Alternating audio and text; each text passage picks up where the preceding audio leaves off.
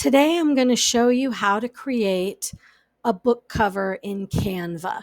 Now this is just an ebook cover. This is not for a paperback, but I thought it would be something that would be useful because I know 20 years ago when I self-published my first book, this was before I had been picked up by any publishers, um, I had no idea how to make a book cover. And quite frankly, the only real option to make a book cover at that time, I mean, you could use photo editing software, like more simple photo editing software like paint.net. But if you really wanted a book cover that looked professional, your only real option 20 years ago was Photoshop. And at that time, I didn't have the money to buy Photoshop, and I had no idea how to use Photoshop. So you can imagine how grateful I was when Canva came around. So we're going to just start from the very beginning. I'm going to assume you know how to sign up for a free account on Canva. And I'm just going to say up front, I have Canva Pro, and not everybody's going to have that, and I realize that. So if there's a feature that I use in this cover creation that is from Canva Pro only, I'll tell you that. And then I will also tell you in another video. I don't want to do it in this one. But I will also show you in another video and point you to it on this video about another place that you can remove the background, or a couple other places you can remove the background, and then upload your stock photo with the background removed to Canva, and then you can just continue the tutorial. So to start out, we're going to pick a custom size.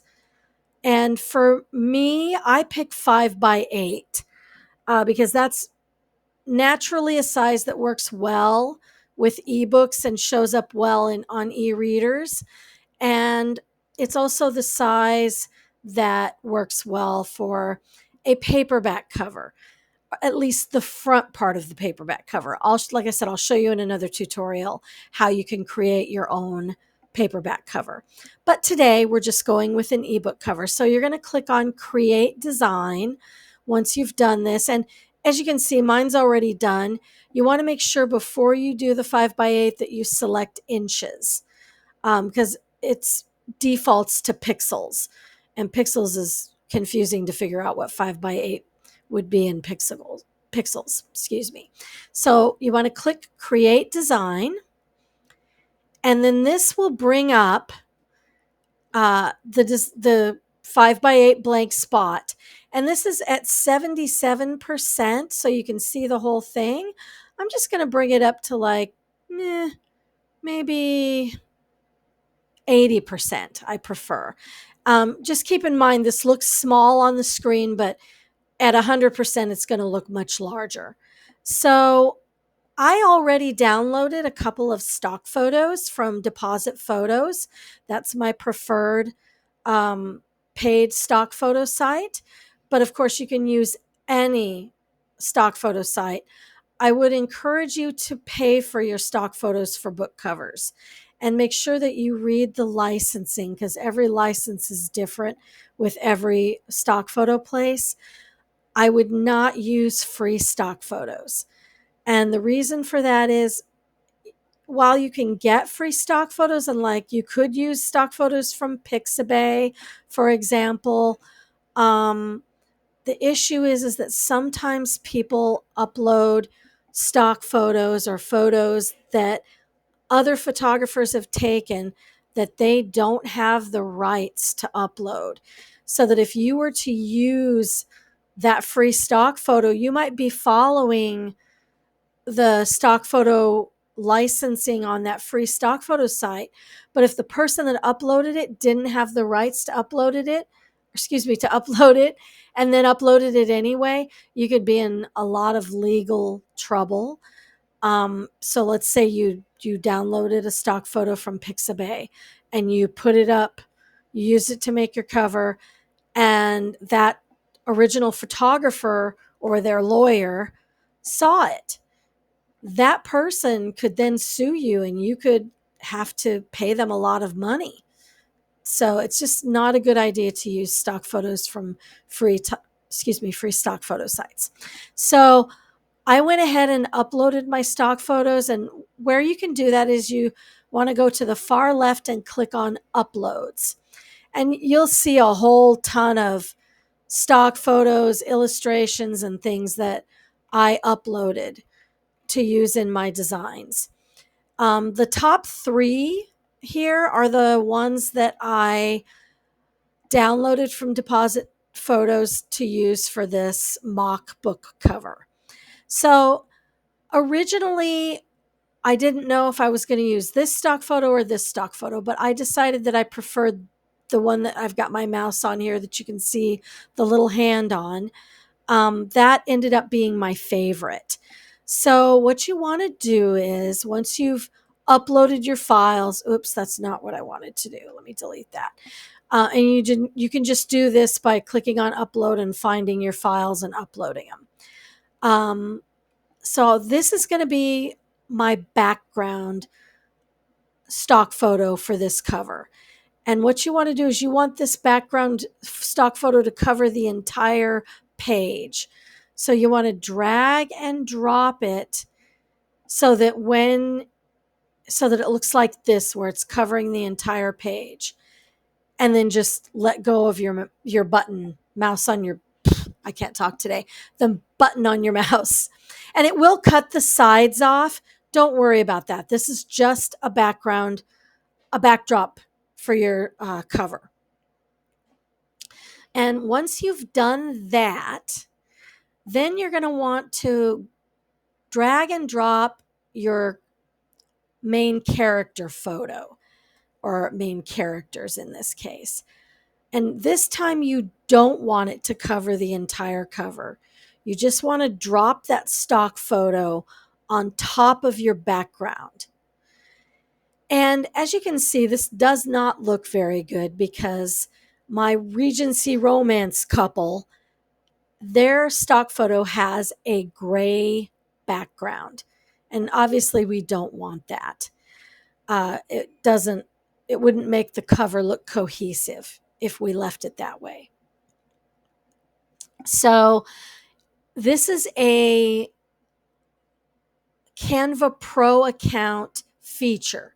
So you cannot do this with a free Canva account. So you just want to come up here, and you'll be able to tell that this is a Canva Pro only thing by the little crown next to it. So you can click background remover, and you want to make sure that this purple outline is around your stock photo that you want to remove the background. The background cover. I just suddenly have the desire to yawn. And as you can see, this photographer cut off the feet on this couple. So I'm going to move this down towards the bottom. And then I'm going to do I'm going to do a few things to make this cover look more cohesive. The first thing that I'm going to do is I'm going to shrink the couple. And I'll tell you why I'm going to do that in a minute. Now, you could do that grabbing a hold of these handles with your mouse and moving them around, moving them up and down. But my favorite way to just shrink down any stock photo that I have in Canva is just to grab this top left corner dot and just pull it down towards the corner. And in this case, I'm going to do it to where their heads just show to the top of the flower hedge that's here.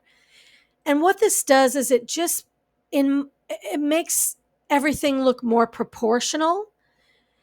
It gives you the idea that hedge is a really big hedge in front of this English manor, and that the couple, that the hedge is almost as tall as they are. The next thing I'm going to do, and this is just like an artist's trick. A lot of people will take their main characters, excuse me, and move them to the center. They'll center them on the cover. And you can do that. There's nothing wrong with centering your romance couple or your romance character, or if it's a different kind of cover, like a cozy mystery cover or something. There's nothing wrong with doing that. But if you really want to make your cover look professional, I would suggest bringing your romance couple or your romance character or your whoever your character is just slightly off center. And that's called, in artwork and photography, that's called the rule of thirds. And basically what you're trying to do is draw the person's eye to the couple. It's like if you leave them in the center, let's say you did that. Let's say you left them in the center. And again, there's nothing wrong with leaving them in the center at all. You absolutely can leave them in the center. No problem with that. But it's just makes things a little bit easier to kind of capture your reader's attention, to just move that character or characters just slightly off center. In this case, I didn't move them very much off center. You could move them even a little more, like maybe there, just like a half an inch. Not even that, maybe a millimeter would be more appropriate in this case. I think I moved it about a millimeter over to the right. Okay, so that's two things that you can do to make your cover look more professional and more cohesive. Now we're going to try one other thing that I really love to do to make my cover look more cohesive. And I'm going to select my background stock photo first. And the way that you do that is just click on it. And you'll see this. Hang on here. Let's click outside and then let's click inside. And you'll see this purple outline around the background stock photo, and that will show you that you have selected that stock photo. So the next thing, actually, I just realized something. It did not do it. It's not selecting it. I forgot. There we go. I had to click it again. You don't just want the purple square around it. You want to see these dots in the corner. And in this case, you also want to see these little handles that you can use to shrink or enlarge the background stock photo. I'm not going to do any of that. I just wanted to select it. And you'll know you selected it, as I said, when you see all of those features with the little bars to move the stock photo or to shrink it or enlarge it. And you just do that by clicking on that stock photo. Okay, so next what we're going to do is we're going to work with some filters. And I'm going to come up here and click on Edit to open my Edit bar on the far left. It's, you have all this. The very far left is another editing bar or not editing. Actually, this is just another bar that you can use to move around to different places in Canva. If you want your editing bar, you click on Edit. You can also unselect it and you'll get your uploaded files again.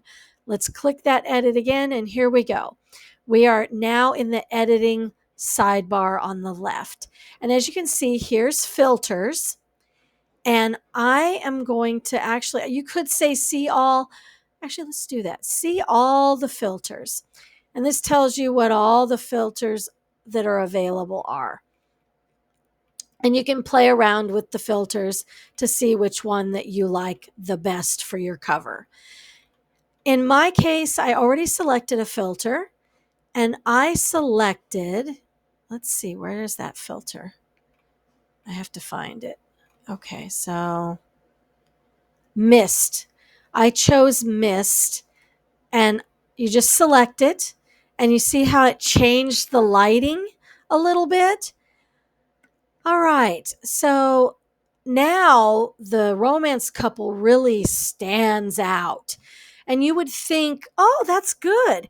But actually, what it kind of does is make it look more like you just pasted one stock photo on top of the other, which is what you did, granted, but you don't want it to look like that's what you did. So then, now that you've selected a filter for the background photo, you have to select the Regency couple again, or whoever your main character or characters are.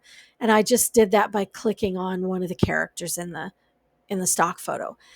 And now, if you look over to your left, you'll see you've got all the stock photos for, or not stock photos, I'm so sorry. You've got all the filters that you can use. And again, I chose mist for the background stock photo, so I'm going to choose mist for my uh, character photo as well. And I'm just going to click outside. I'll click outside the cover here so you can see it. It just, again, helps it look more cohesive, helps it look more like one image. But it still kind of looks a little bit like we pasted one stock photo on top of the other. It looks a lot better, don't get me wrong. I like it. But there's one more thing that you can do to the Regency romance couple that will help it to look more cohesive. And so let's click this. We want to go into the editing panel again by clicking on edit. And this time I want you to scroll a little bit down to the FX effects right here. And you'll see an FX effects called blur. And I want you to click on that. And you'll notice that when you do that, it pulls up the character or characters in this case and shows it in a larger size. Now, what I'm going to do is, first of all, I'm going to make my brush smaller, because if you come over here, if I use this to kind of soften the outlines of the characters, it's going to be too much. So I'm going to shrink that size down to about a 10. That's better. I think that will work if I'm careful. You could theoretically shrink it down to like an 8 or even a 5, because this is a very subtle, just to be clear, this thing that I'm doing is going to be very subtle. I'm going to go ahead and stick with 10 on this one, but you can play around with it and see which one you like best. I liked 10 best. Now, what I'm going to do is just gently take the brush around the outside of the character. And what I'm doing here is softening the edges as much as I could. Be careful with the face. It's pretty easy to mess that up. In fact, I think I just did, but it's okay. Just, I'm going to actually undo this because I think I got a little too close to the face. Let's just go to the face right now, and let's do that first. And you want to just do the outside. You don't want to get too close to the face. However, you can get closer when it's the hair. Oops, I boo-booed again. Dang it. Okay, as you can see, you're probably going to have to do this a couple of times before you get it just the way you want it. And that's okay. It doesn't have to be perfect. Remember, all we're doing is just kind of blurring the edges a little bit. See, if you look at this now, it did blur around the face, but not right up against it. I didn't want to like basically blur out the nose, blur out the lips, blur out the forehead. You could go over it once more, maybe just a little closer. And I think that actually helped. Okay. So once you've done that, and you can see you can go in and go do touch-ups. Like I decided to touch up a little bit here. I just, I really just let's just go right up there. Okay. Well, close enough. For some reason, I can't get quite there, but that's okay.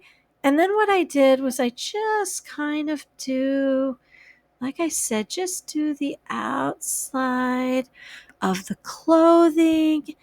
You're not trying to be super precise here, but and it's okay if it catches a little bit of the edge. You'll also notice that, sorry, I just touched the mic by accident if you heard a sound. Just if you touch the boots and the pants just a little on the top, it's okay. See, you can tell, it'll show you where those blurs are. And I'm actually going to go ahead and just do here too. I also like to put a little blur around the stem. It does not have to be perfect. You can go back in and do a little more if you want to. And I might as well just go here and do her hands as well. I'm doing this with a mouse, just to be clear. If you have like a digital art pad or an iPad with an iPencil, you can probably do this much more precisely than what I'm doing. So I did the front of my main female character, and I'm going to go ahead and do the back. Like I said, this is really, you just have to be really precise, or not really precise, but you can't, like I just boo-booed there. I just did her dress. You can backspace. You can say, nope, I don't like that. And you can go back and it'll fix it back to the way it was. And you can go back and soften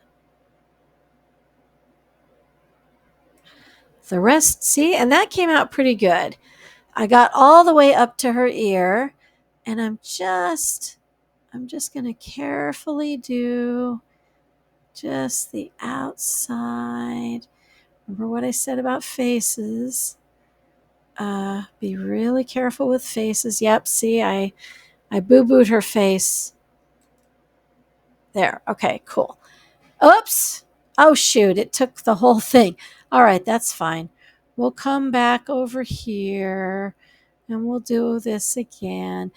That's one thing. If you're not careful when you're doing it, you can sometimes accidentally undo a part that you already did. Oh, that's probably going to be okay. I did get a little too close to her ear there, but let's just go ahead. And like I said, I'm not too worried about her. Okay. That I could get a little teeny bit closer. There we go. And it's like I said, it's really okay. It does not have to be perfect. Although sometimes I will go in and kind of, oops. There it goes. Yeah, I got a little too close. And sometimes there's a little bit of a delay when you hit the back button. Just be careful. Don't be too concerned about this. I'm also going to put a little bit of fuzziness around the rose, his knuckles. Like I said, it just doesn't have to be perfect. We're not going for perfect here. Okay, I think that's about as good. Maybe right there. That's about as good as I'm going to get. So once I'm done doing that, and I used the brush and not whole image, just so you know, if I had clicked on whole image, it would have blurred the entire image, and I don't want that. So you can click the back arrow once you're done, and you'll see like that there we go. And then you can let me click outside. And do you kind of see what I mean? Now I can see here that I may have gotten a little bit too close, but it softened it. Let's see what it looks like on a bigger scale. Yeah, I think maybe I overdid it with his hair. Darn it. All right, so I'm going to undo all of that, which I just did. In this case, it did not help make it look more cohesive. I'm going to try again because I'm a glutton for punishment. Let me come down here, click blur, and let me try a smaller brush. Let me try like 6. Let's see if that helps. And I'm apologize that you're having to watch this a second time. That's probably really annoying. But let's just remember, all we're trying really to do is just to soften this a little bit. Okay. Yeah, again, I think in this case, I just don't like it.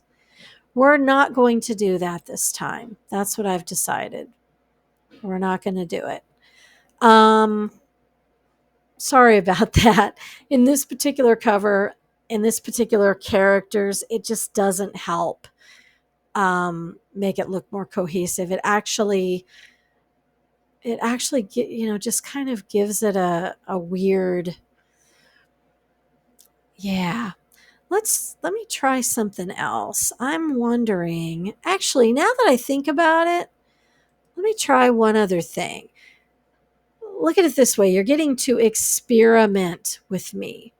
So if I clicked whole page and I just said intensity, maybe, let's see what it looks. Okay, we definitely don't want it that much. Whoa, that is way too much. Let's try like, I don't know, maybe, nope, that's too much. Let's try 10. Let's just see what 10 looks like. That actually, in this case, that looks like that might look better. Let's give it 5. I'm really dialing it down because all I want to do is just soften it a little bit, which it looked like that actually did it. Let's do this. Let's blow this up. You know what?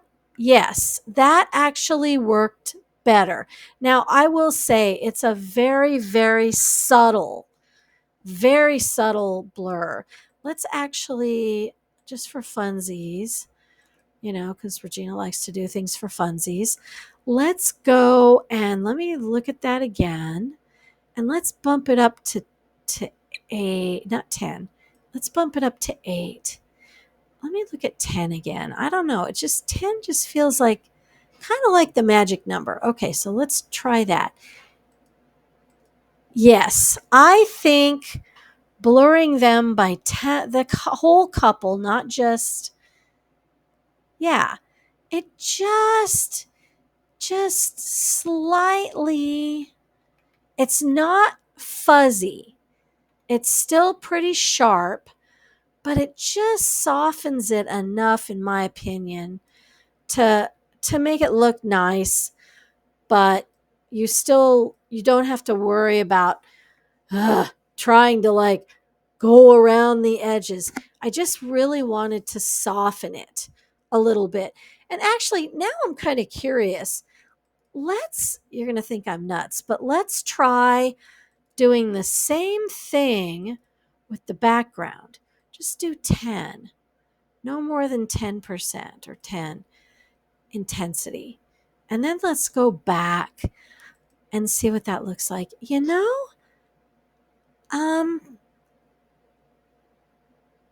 you know what that actually did? That actually gave it more of that stock photo background, stock photo on top of stock photo. So we're going to undo that. There we go. Yes. So you got to learn something new along with me today. This is the best way to do it. I'm not suggesting that you not use the brush and try to do the outline again.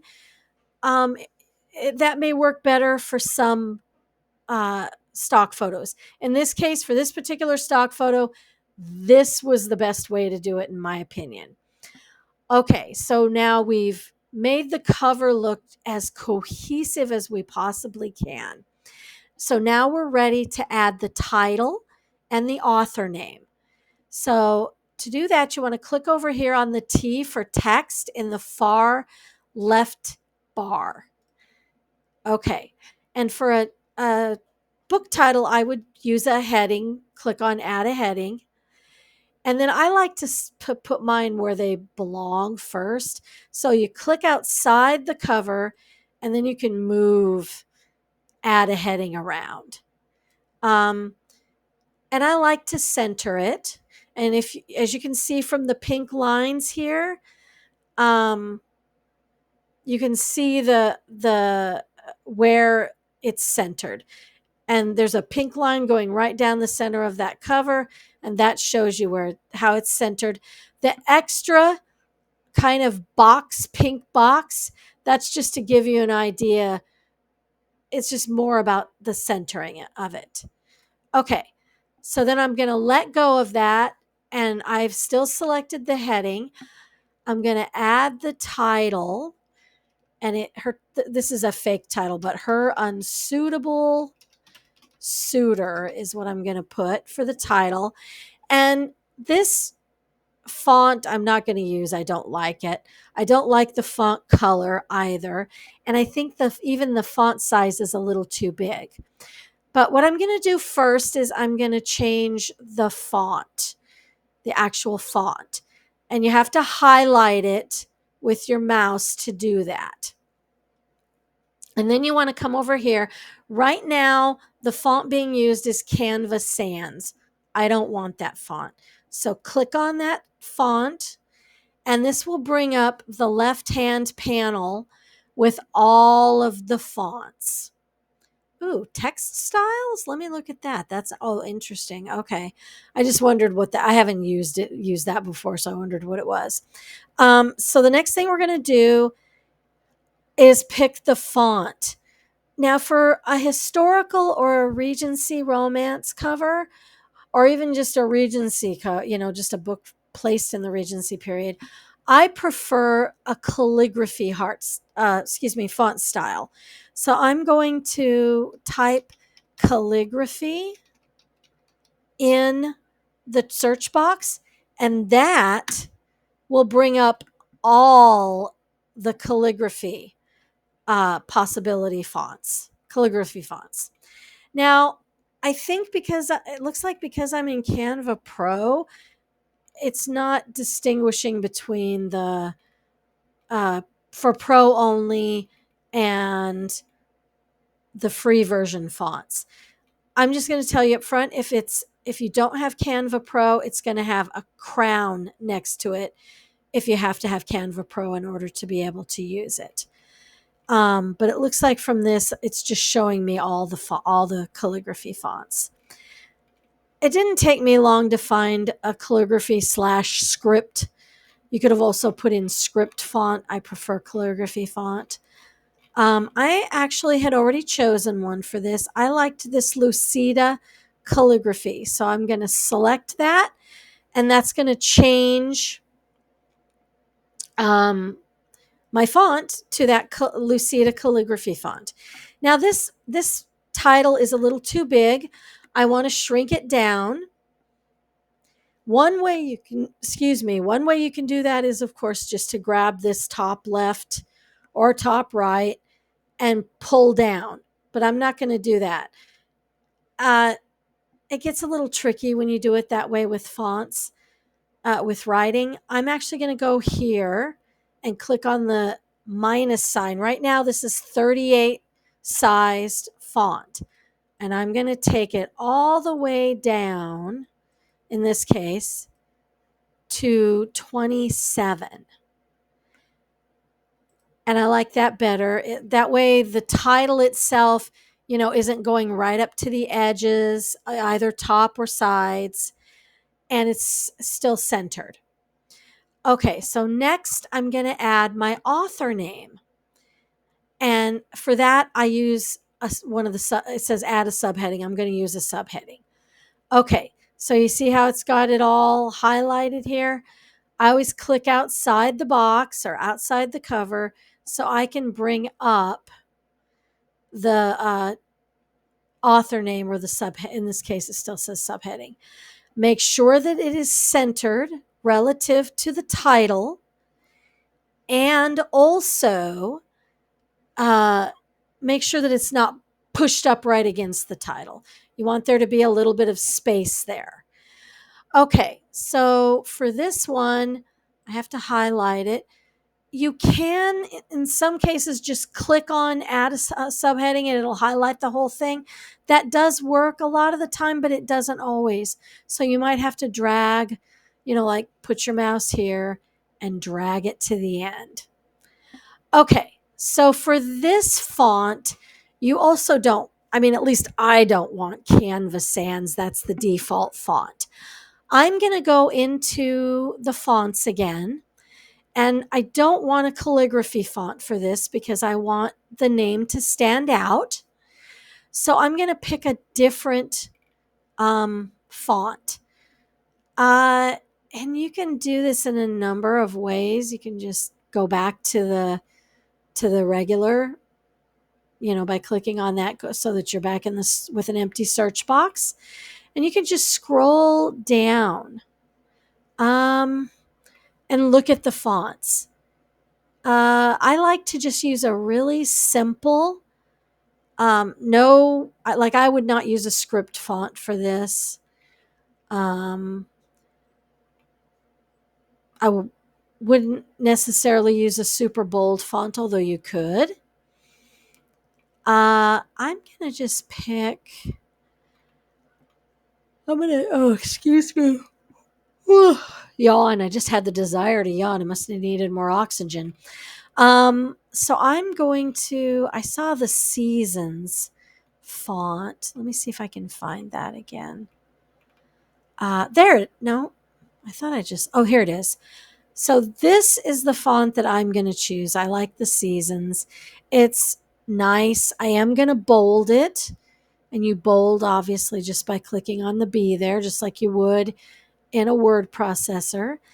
And then now I just have to add a subheading to the author name. And I'm just going to say Sue Smith, like that. Okay, I'm going to click outside the cover so we can just so we can look at it. And I'm going to tell you right now, I do not like the black color of that font. I just don't like it. And I don't really like it just sitting on top of the background stock photo. So I'm going to show you like another little trick, and I'm going to go to elements, and I'm going to go to shapes, and I'm going to choose the square. And this is interesting. You'll notice that when you click on that square, it's going to pop up in your cover, and it's going to have the same, sorry, I had to click outside so I could drag and drop the square. It's going to have the same color as the blue sky. Isn't that interesting? But we obviously don't want the blue sky. We're going to pick a different color. And what I'm doing here is I'm going to turn this into a rectangle. And to do this, you see these little handles on each side? You can just drag it till it's where you want it. Drag it till it's where you want it. And then you want to go to the other one and kind of, show the side, pull the bar up to underneath the name. And you can click outside here just to make sure it still looks good. All right, now I'm going to do another little trick. And what I want to do is group the title, the author name, and that rectangle all as one thing. See how it's all one thing now? Now I can just put my mouse on it and move it. I can reposition it if I need to, recenter it.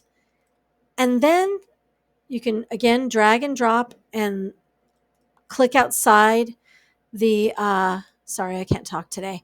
I just kind of noticed something. I'm going to click on this rectangle again, and I'm going to make sure that I pull these handles a little outside the cover, and I'll show you in a minute why I did that. So I did that so that it wouldn't look, how do I say this? I didn't want it to look like the rectangle was, I want it to look like it's behind the title and the author name, but not so obviously a square. I don't know any other way to put it. To me, it looks more professional to have it, the rectangle box go right up to the edge. Okay, so the next thing I'm going to do is, I don't like this black font. So I'm going to highlight the font, black font for the title, and I'm going to click on this is the text color box. I'm going to click on it, and I'm going to come over here, and it's going to pop up this left-hand panel to, give me colors to choose from. What I really like about Canva is it pulls all the colors from both stock photos and separates them so that you can actually choose one of these colors. Now, in this case, I'm not going to choose a color from the stock photo. From the stock photos. I'm going to choose white. And you'll see right away why I chose white. It just fits. It makes the cover look more cohesive. There's a lot of white in this picture. Actually, I think far more white than there is black. And I think that's why that makes it look so good. It just pops. It makes it look more professional. So I'm going to do that too. And okay, so now we've turned the title and the author name to white. But you know what? It still just doesn't look as cohesive as I would like it to. So now I'm going to select that rectangle that I used, and you'll see that it picked this pretty much the same color as the sky. So it's really no different than writing the title and the name right on, putting them right on top of that stock photo. So what I'm going to do is change that color. And this time I'm going to choose a color from one of the stock photos. I'm going to choose this pink, kind of crimson pink. Now take a look at it. And I'm sure you're going to see what I mean. It really makes the cover pop. It draws your eyes to it. It does cut off a little bit of the top of the English manner, but that's okay. It's much better than I've seen so many amateur cover artists do this. And I'm not saying you can never do this and have it not look professional, but I don't like to put writing on top of my characters if I can help it. There's tricks to do it if you want to do that, but I really try not to. And I teach my beginning authors not to. Okay, so you now have your completed cover. So what is the next step to download? Okay, so to download your cover, you want to go up here to share, and you want to click download. And Ping is a good choice.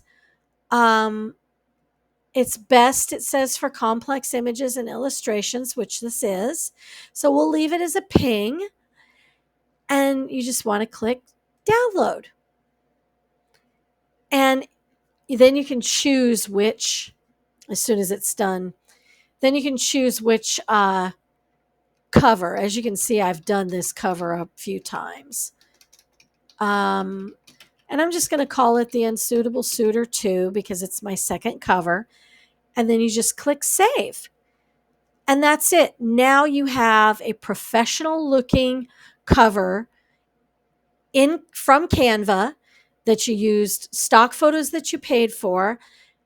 And so you're not going to have to worry about any legalities or anything. And I also showed you some little tricks and tips that you can use to make your cover look even better. I hope you enjoyed this tutorial. I will be doing more tutorials like this in the future. to help you even if you're not a new author, but maybe you're new to self-publishing and you want to self-publish and do everything yourself. This is a great way to learn how to do your cover. I hope you enjoyed this tutorial. Thanks. And if you liked this tutorial, please like and subscribe. Bye-bye.